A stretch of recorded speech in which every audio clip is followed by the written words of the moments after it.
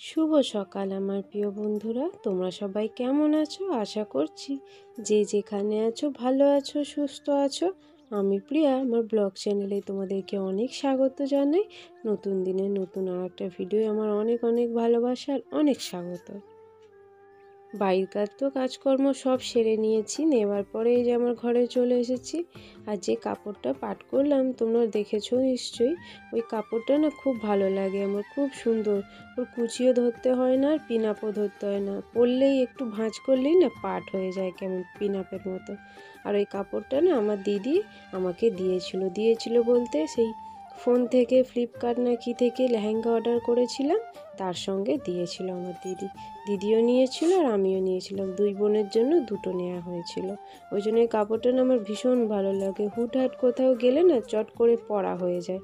আর ভীষণ হালকা নরম কাপড়টা, মানে সুতির নয়, এই একটু মানে সিল্ক টাইপের আর কি। তো দেখো তারপরে কিন্তু আমার ভাঁজ করা হয়ে গেছে কাপড় চোপড়। তারপরে এখানে ব্ল্যাঙ্কেটটা পাট করে নিচ্ছি।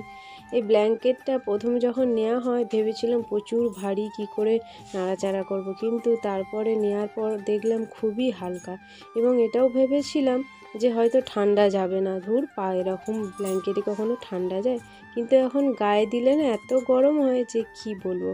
এই ব্ল্যাঙ্কেটটা নিয়েও আমার বরের সঙ্গে আমি ঝগড়া লেগে গিয়েছিলাম যে কেন পয়সা নষ্ট করে আবার কিনছো, আমার তো একটা আছে বাপের বাড়িতে। বলে ওটা থাক না, ওখানে গেলে তো আমরা গায়ে দিতে পারবো, এইটা এখানে রইলো। তো অনেক ওর সঙ্গে ঝগড়া করার পর লাস্টে যখন বুঝলাম যে না, ঠিকই তো কথা বলেছে, একটা তো দরকার আমাদের। তাই জন্য দেখো এখন এই ব্ল্যাঙ্কেটটা ভাঁজ করলে, যখনই ভাঁজ করি ওর এই কথাগুলো আমার মনে পড়ে যায়, নিজেই খারাপ ভাবি, আবার নিজেই হাসি। তারপরে দেখো আমার কিন্তু ব্ল্যাঙ্কেটটা ভাঁজ হয়ে গিয়েছে, এই যে বিছানাটাও ঝেড়ে নিচ্ছি।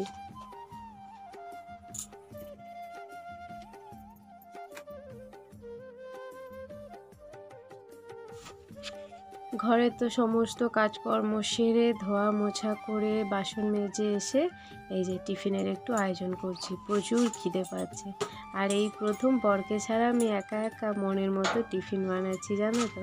তো ও থাকলে খুব মানে খুশি হতো, এইসব খেতে খুব পছন্দ করতো।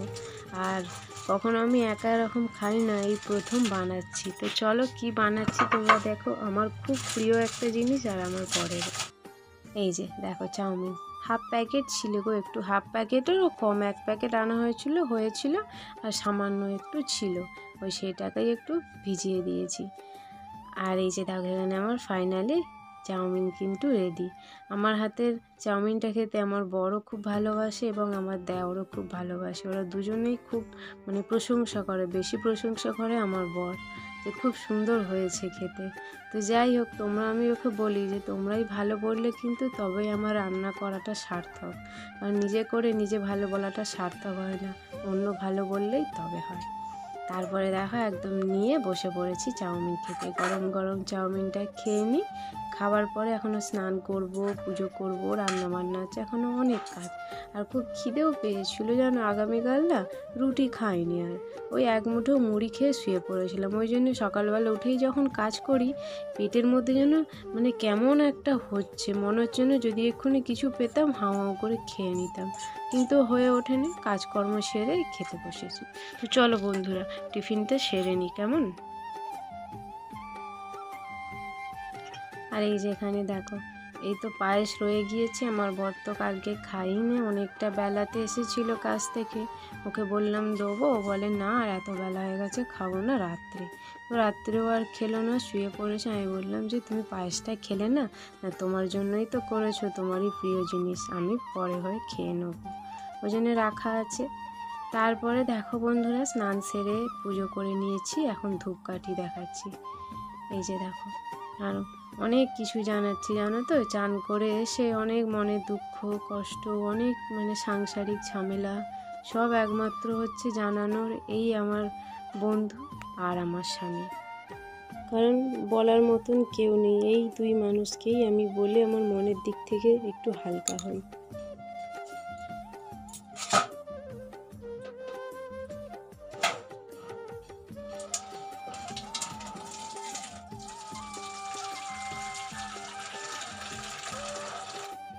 শীতে এই প্রথম আমার সংসারে এই সবজিটা এলো, কী বলো তো, বুঝতেই পারছো, শিম। তো আজকে শিম ভাজা করবো, ওই 4টে মতো নিয়েছি আর কি। ওই জন্য নুন হলুদ দিয়ে সেদ্ধ করে নিচ্ছি। সেদ্ধ করে নিলে শিমটা বেশ নরম নরম হয়ে যায় আর খেতেও বেশ ভালো লাগে। ওই জন্য দেখো একটু ভালো করে সেদ্ধ করে নিচ্ছি। এখানে দেখো শিমটা আমি সেদ্ধ করে রেখে দিয়েছি। তারপর কড়াইতে তেল দিয়ে একটু সামান্য পরিমাণে হলুদ আর নুন দিয়ে দিয়েছি, কারণ ভাজবো। সেদ্ধ করার সময় তো কিছুই নেই, জলের সঙ্গে সব বেরিয়ে গেছে, ওই জন্যে আবার দিয়ে দিলাম। এই যে দেখো একটা একটা করে শিম দিয়ে দিচ্ছি। শিমগুলো কিন্তু বেশ নরম, ছোট ছোট। আর এইরকম শিম সর্ষে খেতে কিন্তু শীতকালে দুর্দান্ত লাগে।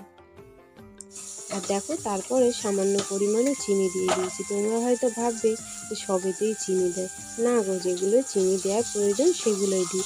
শিম ভাজা মূলো ভাজায় চিনি না দিলে কিন্তু খেতে ভালো লাগে না। জানি না তোমরা তোমাদের গ্রামে কিরম খাও, কিন্তু আমরা এরমভাবেই খেয়ে থাকি, খেতে খুব টেস্টি হয়।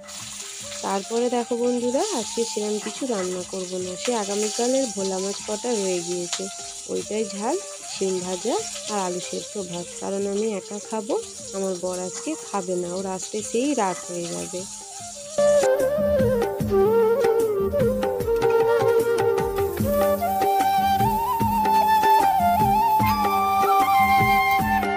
এই যে পেঁয়াজটা ভাজা হয়ে গেছে আর আমি মাছ ভাজাটা নিয়ে এলাম দেখো। আর কারণ কেন বলো তো, বলার মতন আমার কেউ নেই। বাপের বাড়ির লোক আছে ঠিকই, কারণ আমার মুখ নেই গো তাদেরকে বলার মতন। কারণ আমি নিজে পছন্দ করে এসেছি এই বাড়িতে। ওদেরকে কি বলবো, ওরা অনেক বারণ করেছিল যে এরমভাবে বিয়ে করিস না, আমাদের কথা শোন, ভালোভাবে মেনে চল, দেখবি তুই ভালো সুখী হবি। ওদের মানে অমতে এসেছিলাম, এবং বলা যায় আমার শ্বশুরবাড়িরও অমতে আমরা দুজনা বিয়ে করেছি। তাই হয়তো আমার সংসারে এত ঝামেলা, এত অশান্তি গো। আর যদি সত্যি আমার বাবা মার কথা শুনতাম, তাহলে হয়তো আমার জীবনটা এইভাবে মানে কি বলবো, ছাড়খাড় হয়ে যেত না। সংসারের দিক থেকে বলছি, অন্য মানুষের দিক থেকে, আমার স্বামীর দিক থেকে নয় গো। যেমন ওকে পছন্দ করেছি, ভালোবেসেছি, তেমন ওর হাত ধরে মনে জোর নিয়ে আমার বাড়ি থেকে আমি একাই বেরিয়ে এসেছি। বিয়েটা নিজেদের মতেই করেছি গো, বাবা মার খুব একটা মত ছিল না, কিন্তু ওরা ছিল, এবং শ্বশুরবাড়ির কেউ জানতো না। এসেছি ওর হাত ধরে মনের জোর নিয়ে, সাহস করে এসেছি। হ্যাঁ, তাই এসেছি। ওর দিক থেকে আমি কোনোদিনও আমি কোনো দিক থেকে খামতি পাইনি গো। যেমন আমাকে নিয়ে এসেছে বলে আমার বাবা মাকে যে আমার পয়সা নেই, গরিব হতে পারি, কিন্তু কখনো আমি ওকে কষ্ট দেব না। সত্যি আজকে আমাকে কোনোদিনও কষ্ট দেয়নি গো। আজ তোমাদের সঙ্গে কথাগুলো শেয়ার করতে বাধ্য হলাম অনেক মনের দুঃখ কষ্ট নিয়ে। জানো তো, কখনো কোনো দিক থেকে আমাকে খামতি দেয়নি। পয়সা নাই থাক, কম থাক, কিন্তু 10 দিন পরেও হলেও সেই আনন্দটা আমাকেও দেয়। কিছু খেতে ইচ্ছে হচ্ছে, বললাম এখন পয়সা নেই, একটু ওয়েট করে যাও, কটা দিন পরে আমি তোমাকে এনে দেবো। এনে দেয়, একটা হলেও কিন্তু এনে দেয়। কোনোদিনও আমাকে কষ্ট দেয়নি, যেমন এনেছে তেমন আমার সব দিকটাই খেয়াল রেখেছে, আমার অসুখ বিসুখ, আমার সমস্ত কিছু। ওর প্রতি আমার কোনো অভিযোগ নেই, কোনো কিচ্ছু নেই, যথেষ্ট ভালো। সত্যি জানি না কোন জন্মের কি পুণ্য করেছিলাম, ওকে আমি পেয়েছি এ জীবনে। তাই ভগবানকে একটা কথাই বলতে চাই, যে 7 জন্ম যেন ওর সঙ্গে আমি থাকতে পারি, আর পরজন্ম বলে যদি কিছু হয় যেন আমি ওর কাছেই আসতে পারি স্ত্রী রূপে, আর ওকেই যেন আমি স্বামী রূপে পাই। এইটুকু ভগবানের কাছে আমার চাওয়া, আর কিচ্ছু চাওয়া নেই। আর সব সময়ের জন্য যেন ও যেন সুস্থ থাকে, ভালো থাকে, এবং আমার আয়ু যেন ওর কাছে থাকে, এইটুকুই ভগবানকে আমি বলবো। এই কথাগুলো আমি তোমাদের সামনে এসে বলতে পারতাম, কিন্তু আমি বলতে পারবো না তোমাদের সামনে এসে। তাই আমি পেছন ক্যামেরায় তোমাদের সঙ্গে কথা বললাম, আর আমি নিজেকে সামলাতে পারবো না, আমি সেটা জানি।